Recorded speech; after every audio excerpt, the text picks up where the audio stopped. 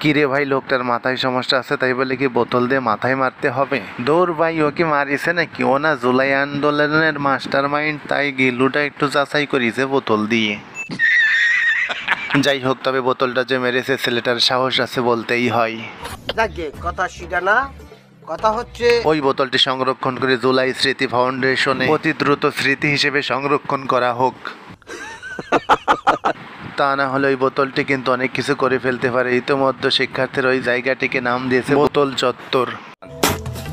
অনাকাঙ্ক্ষিত ঘটনা ঘটে গেছে, তো এটার জন্য আমাদের স্যাররা দুঃখ প্রকাশ করছে। কিছুদিন পর হয়তো জনগণ স্লোগান দিতে পারে, বোতল যখন নড়ে চড়ে মাহফুজের কথা মনে পড়ে। নাকি মাথায় বোতল পড়ছে, হ্যাঁ, তো উনি আবার দেখা গেছে সিটি স্ক্যান করে দেখা গেছে আবার ওনার মাথায় নাকি মস্তিষ্কই নাই। মহল্লার একটা মানুষ আছে ওরে দেখা পড়ে কয় পারবি? ওইটাই তো, কিন্তু একটা সামান্য একটা বোতল, সেইটার জন্য নাকি সিটি স্ক্যান করা হয়েছে।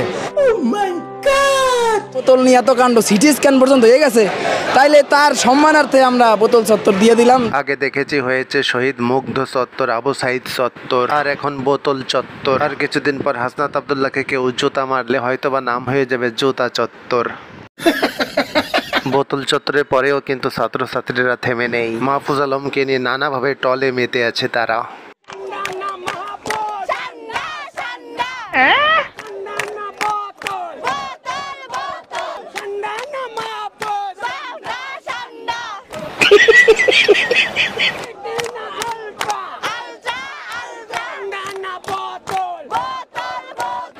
এই আনন্দ ঘন মিছিলে ছোট বাচ্চাকেও আমি দেখেছি অংশ নিতে।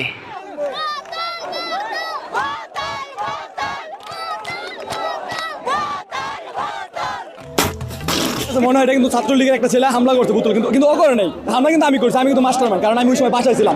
বাসায় থেকে আপনি কি করে মাহফুজের মাথায় বোতল মারলেন ভাই? মাহফুজ যেমন কোটা সংস্কার আন্দোলনে ছিল না, ঘরে বসে থেকে নিজেকে মাস্টারমাইন্ড দাবি করছে, আজকে এই বুতুল মঞ্চে এবং বুতুল চত্বরে আমি নিজেকে মাস্টারমাইন্ড হিসেবে দাবি করলাম এবং এই বুতুল আমি মেরেছি।